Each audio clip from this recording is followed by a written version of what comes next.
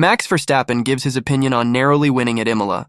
Aston Martin is lost with upgrades not giving them the desired performance, and Vettel gives hints on making a comeback to the sport. Let's get straight into the latest F1 news. A chaotic weekend at Imola resulted in Aston Martin only scoring 2 points. The team's boss, Mike Crack, explained that their modifications to the Formula One car may have made it challenging to handle. Aston Martin introduced significant upgrades at Imola, including a redesigned floor, front wing, and diffuser. These changes were initially tested by Fernando Alonso in FP1, and then Lance Stroll also incorporated the new parts from FP2 onward. Despite Aston Martin's upgrades seemingly providing absolute performance, their competitiveness in relation to other teams was not improved. This was because rival teams also introduced new parts or optimized their existing ones, just as the Aston upgrades were implemented. Alonso's weekend was disrupted by a crash during FP3 at Rivazza. Despite extensive repairs by the Silverstone team, Alonso barely made it to the start of qualifying. Unfortunately, another incident in Q1 at Tamburello forced Alonso to return to the pits, ending the session in 18th place. With overtaking being challenging at Imola, Alonso's race essentially became a test session without a chance to score points. The team decided to make setup adjustments and start from the pit lane. Stroll's qualifying performance wasn't significantly better, securing 13th place. However, he managed to gain 2 points by moving up to 9th during the race. According to Crack, Alonso's off-track excursions demonstrated that the current AMR24 car is presently difficult to drive, despite being slightly faster after the upgrades. Crack expressed his thoughts after the race, acknowledging the difficulty of starting from a disadvantaged position at Imola. He considered the 2 points gained to be a respectable outcome, indicating that the car still possesses capabilities. However, Crack also recognized the challenges in maneuvering the car, as multiple off-track incidents occurred during the weekend. The most impactful of these happened the previous day, leaving the team struggling to regain momentum. To further assess the car's performance, the team decided to start from the pit lane and make adjustments to enhance drivability. Their aim was to achieve better results than they had previously. However, these plans were somewhat compromised by the events that unfolded during the preceding day. After qualifying, Stroll remarked that the Imola upgrade package, part of an aggressive program according to technical director Dan Fallows, was insufficient to keep up with their direct competitors. Aston Martin is at risk of falling further behind the top 4 teams, particularly with Red Bull's progress since Miami. Although Crack refrained from drawing premature conclusions after the Imola race, he suggested that the situation could change in Monaco and Montreal. However, he acknowledged that the AMR24 car needs significant improvements in the near future. "We're not content with only 2 points, that much is evident," he stated. However, other teams are also introducing upgrades, making it a game of relativity. It's tough, and we mustn't underestimate that aspect. Nearly all teams have a comprehensive list of upgrades, highlighting the competitiveness of the entire field. We need to continue pushing forward and introducing more advancements.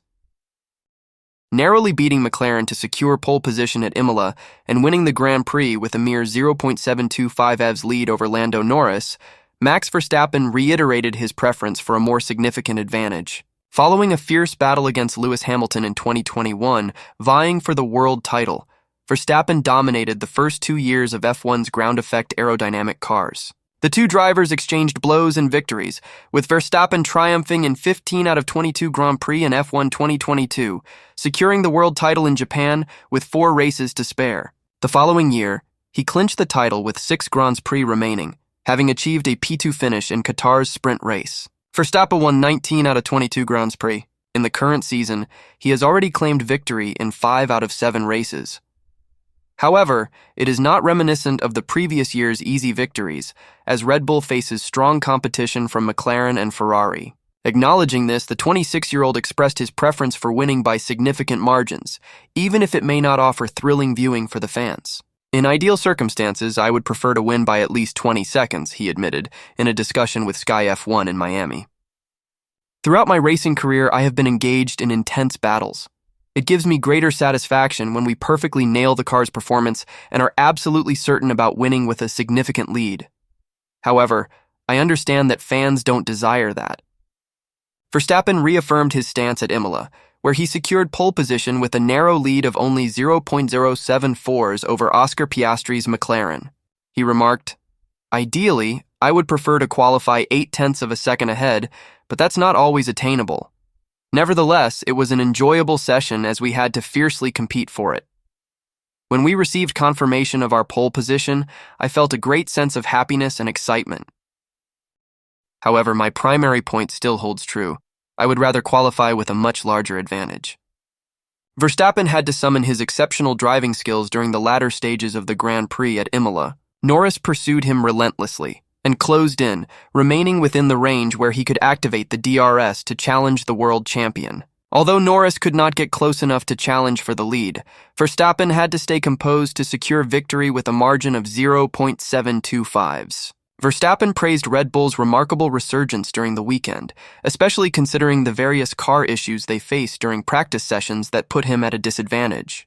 "I would definitely say that this year has been exceptional in terms of how we managed to turn things around," he commented. "Overall, we have had a very good car this year. However, for some reason, we didn't start off on the right foot. Qualifying has been better recently, but we still haven't fully optimized our race performance, particularly on the hard tires. I never felt like the tires were working optimally on our car, so we need to analyze that. The teams around us are definitely catching up and doing an excellent job, so we must strive to make improvements from our side as well." If you're enjoying the video so far, drop a like and subscribe to the channel, would be highly appreciated. Oscar Piastri mentioned that the upgraded McLaren MCL38 has reduced their high-speed performance, but he doesn't mind it at all. Piastri received all the updated features for Imola, which his McLaren teammate Lando Norris had utilized exceptionally well in Miami, resulting in his first Formula One victory. Imola was expected to maintain that positive momentum. According to Piastri, the upgraded McLaren is more enjoyable to drive, but it has experienced a decrease in high-speed capabilities. Although Norris didn't secure a win this time, he did put pressure on Red Bull's Max Verstappen during the final stages of the Imola race. Norris finished just 1 second behind the championship leader. Meanwhile, Piastri faced difficulties overtaking Ferrari's Carlos Sainz due to a single shortened DRS zone during his first stint, eventually finishing in 4th place.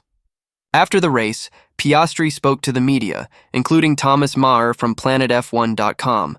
He confirmed that the MCL38 is now more pleasant to drive after the upgrades. Their performance at low speeds has also improved. However, these improvements have come at the expense of their high-speed performance. When asked about his thoughts on the upgraded McLaren, Piastri said, "Yeah, it doesn't feel significantly different, just faster. It definitely makes the car a bit more enjoyable to drive. But, in general, anytime the car is quicker, it tends to be more pleasurable to drive." He further explained, "We have been able to address some of the issues we were facing. Our strengths and weaknesses now show some differences. Our high-speed performance is not as strong as it used to be, while our low-speed performance has significantly improved. So I believe we understand the majority of the reasons behind this change. Therefore, we can feel pretty confident going forward to any circuit." When asked to elaborate on the improved driving experience, Piastri continued, "The car has better traction and a more balanced feeling. However, considering the regulations and tires we have, there's only a limited extent to which we can improve the overall driving experience. I think if you ask anyone, they would probably describe a similar balance, just with some areas that are slightly more pronounced than others." He expressed his satisfaction with the team's progress, stating, "We are making improvements and most importantly, we are making the car faster. When you have a faster car, especially during the race, it makes your life so much easier. That's a really positive sign. Last year we were competitive in 1 lap but struggled a bit more during the race. This year, we are equally strong, if not stronger, during the race, which is really encouraging."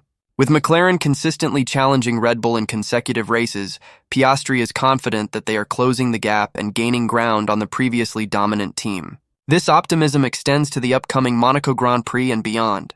Piastri emphasized, "I think we can definitely approach Monaco with confidence. Red Bull has had a difficult start to the weekend for 2 races in a row now, first in Miami and now here in Imola. So, we are definitely closing in, and both us and Ferrari are putting pressure on them. As a team, McLaren, we can go into any race with great confidence. Hopefully Monaco will be a successful weekend for us." It's worth noting that McLaren holds the record for the most victories at the Monaco Grand Prix, having won the race 15 times. Carlos Sainz experienced a disappointing race at the Emilia-Romagna Grand Prix due to what he described as inconsistencies with the Ferrari SF24. He admitted feeling unhappy after trailing behind his teammate Charles Leclerc at Imola. Although Sainz learned before the start of the new season that he would be replaced by Lewis Hamilton at Ferrari next year, he had been enjoying his best-ever start to an F1 campaign in 2024. He even achieved his third career victory at the Australian Grand Prix. However, in recent weeks, Leclerc has been outperforming Sainz, finishing ahead of him in the last 3 races in China, Miami, and Emilia-Romagna. Leclerc's third-place finish at Imola marked the first time since 2006 that a Ferrari driver, other than Michael Schumacher, reached the podium at that circuit. During qualifying, Leclerc outperformed Sainz by 0.263 seconds, starting in third position on the grid. He then finished the 63-lap race 15 seconds ahead of his teammate, with Oscar Piastri's McLaren splitting the Ferrari drivers on the track.